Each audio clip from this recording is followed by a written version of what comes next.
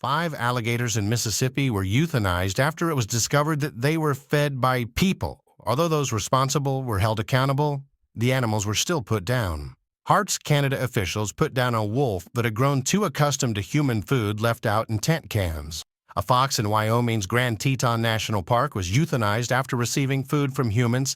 Alaska authorities had to euthanize a moose after a woman posted a video showing her feeding him. In British Columbia, authorities spit 2 moose tracking down and putting down a coyote after it got a taste of human food.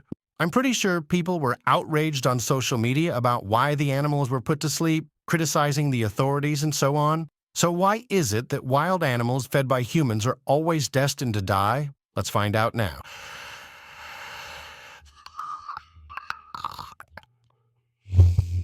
Ever wanted to master the art of being subtle? Well, here's your chance to learn. Could you kindly give this video a thumbs up? Or else you might forget to do it. Let's start with polar bears. These majestic predators are well known to everyone and are associated with snow and ice, as they've evolved to thrive in such conditions. Their main food source is seals, but seals are tricky to catch on land. To do so, polar bears need ice clothes. They climb onto them and hunt seals. The problem is that ice isn't sticking around as long as it used to. It still melts away into summer as it should, but lately the intervals when there's ice are getting shorter. This means polar bears have less time to hunt for seals. Good news, harmers have a flexible approach to finding food, and their diet on land includes berries and plants. But here's the thing. Witnesses report that polar bears drink hydraulic fluid when it's drained from forklifts, chew on snowplow seats, and even nibble on lead-acid battery.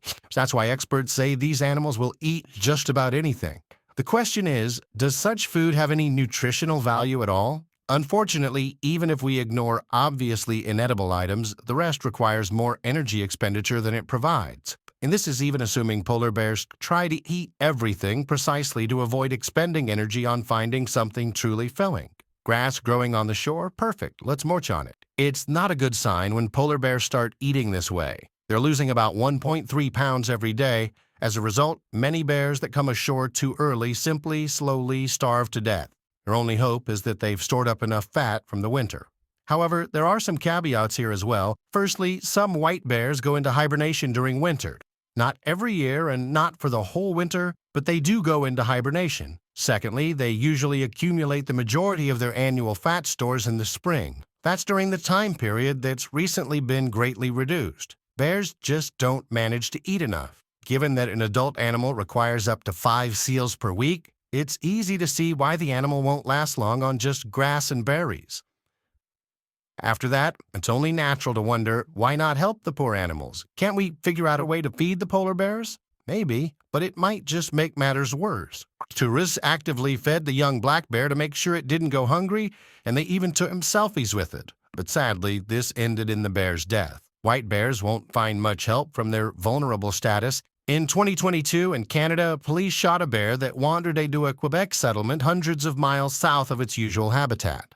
The problem is quite clear, actually. The more food bears get from people, the more likely they are to lose their natural fear of us. Feeding issues aren't just a problem with bears. Lately, the staff at Savannah National Wildlife Refuge have had to resort to killing alligators that grow longer than 6 feet more often because these animals aren't just aggressive, they also associate humans with food. And people keep feeding them. Now, imagine the danger posed by a huge alligator heading your way, thinking it's about to get a tasty treat. Even the squirrels who are used to being fed end up biting more people than any other animal in Grand Canyon National Park. Yes, squirrels.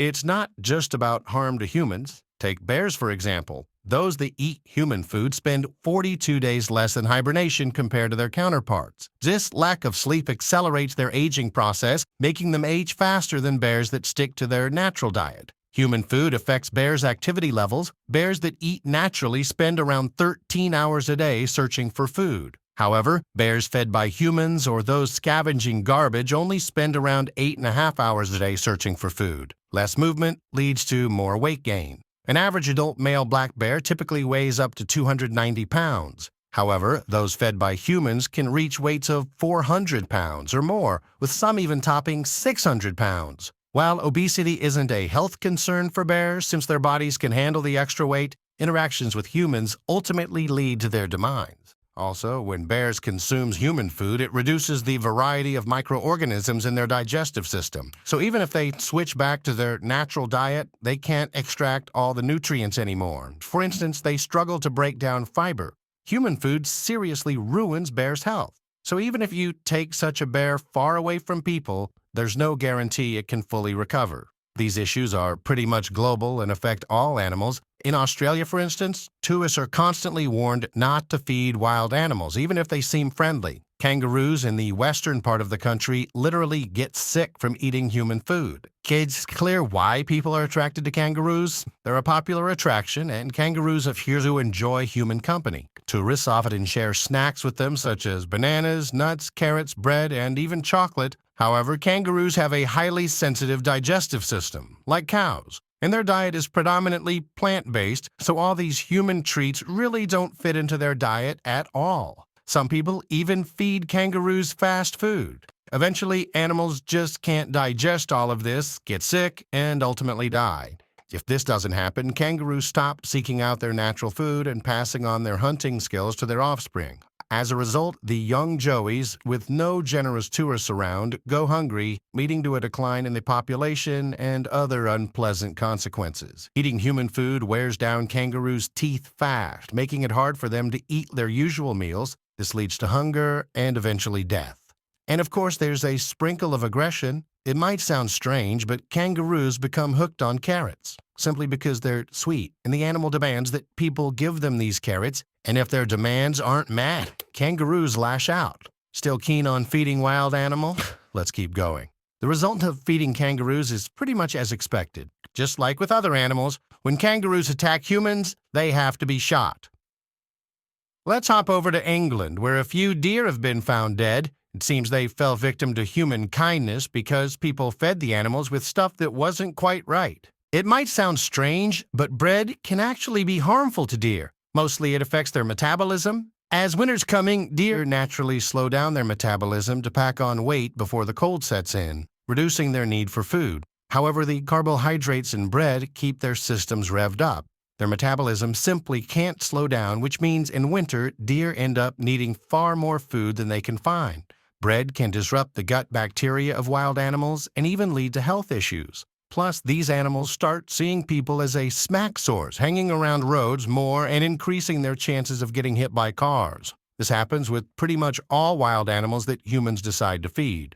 Diseases are a whole different story. Even a simple deer feeder set up in someone's backyard turns into a hot spot for spreading diseases and parasites. It's no surprise, really, when you've got a crowd gathering around that feeder. Scientists even suspect that's how the deadly disease in deer, known as chronic wasting disease, spreads. You know, the one that turns deer into zombies? Diseases like canine distemper, parvovirus, leptospirosis, and avian pox can spread in feeding areas. Also, animals will keep eating food even when it's bad for them, and they'll eat a ton of it. Guess what happens next? They dumb? It's been observed that deer and moose can succumb to an excess of corn in their stomachs. Even bighorn rams can't handle human food. It seems like this stuff isn't good for anyone, except us humans. Also, deer that have tasted something tasty start looking for people, leave the forests, venture into cities. Meanwhile, predators like wolves and coyotes must also change their habits to find food. Their usual lunch is literally moving to another place chasing carrots and bread. Thus, the entire forest ecosystem is impacted simply because some kind soul decided to give Bambi a tasty treat. Even the forests suffer from this. How does the wild nature work? Deer roam around looking for food, and along the way they spread various seeds everywhere with their droppings. But if deer are fed by humans, they stay in one place, which means no seed spreading, and it's lucky if there are any seeds at all. Another thing is that animals crowding around feeders tend to fight more often. This leads to increased aggression towards each other, more frequent injuries, serious wounds, and ultimately death. Even if a deer survives, the constant fights and competition raise stress levels in the body. Eventually, its immune system weakens, making the animal more susceptible to illnesses, and as you remember, there are more diseases there than anywhere else. Look, if you really want to help wild animals, don't go setting up feeders. Seriously, just let the deer and others be, because all this help from humans is doing more harm than good. Sometimes it's even deadly. It doesn't matter which wild animal we're talking about. Also, never feed a wolf, no matter what. Wolves in the wild are naturally timid creatures and tend to steer clear of humans. Yet, similar to bears, their behavior can change when exposed to human food. Most unprovoked attacks by healthy wild wolves are usually the result of them getting used to food that isn't meant for them. This issue is widespread in many national parks where wolves roam. Despite bans and pleas to not leave food at campsites, people still do it, causing harm to the animals. Wolves that lose their fear of humans pose too great a risk, so they have to be put down. In Australia, the same issue exists with dingoes. They often feast on human leftovers, start associating humans with food, and, well, you can imagine the rest. So once again, even if you think giving tasty treats to wild animals is a kind gesture, it's not. Remember, wild animals are perfectly capable of finding their own food. They don't need our help in finding food. Moreover, even safe human food can be harmful to animals. For example, the fruits we eat contain too much sugar due to cultivation. That's why the Melbourne Zoo decided to remove brutes from the animal's diet. Red pandas and primates were gaining weight, and some also showed signs of tooth decay. Even urban animals like rats and squirrels in parks aren't used to our food. It doesn't just make them sick, but they also gain weight too quickly. And when you're small, being overweight just means you're more likely to get eaten. Well, or you might just get stuck somewhere. Let's talk about this little squirrel that sneaked into the bird feeder and ate so much it got stuck. It had a hard time moving around, even when a person poked it. Any other squirrel would have bolted by now. Being this close and helpless means she'd be an easy meal for someone, but this overeating squirrel couldn't care less. It's stuffed. This chubby rat got stuck in his sewer grate in Germany, requiring a whole team of firefighters to rescue it. Lucky brick? Definitely. But if it had been munching on regular rat food, this whole situation might never have happened. The problem is that human food is not only easier to find, but also more delicious. However, it doesn't have the essential nutrients animals need, so they end up eating without getting the energy they require. Most human food fills animals with empty carbs, which don't really help them stay alive. As a result, they feel weaker, get sick, can't avoid dangers, and die. Honestly, this whole video feels like one big PSA for people, but I'll say it again. Don't feed wild animals. And if animals were watching us, I'd say, don't eat human food. Regrettably, our collective lack of awareness often results in tragic consequences. Let's fix that. Don't forget not to feed wild animals, and don't forget to hit the like button right now. See you later.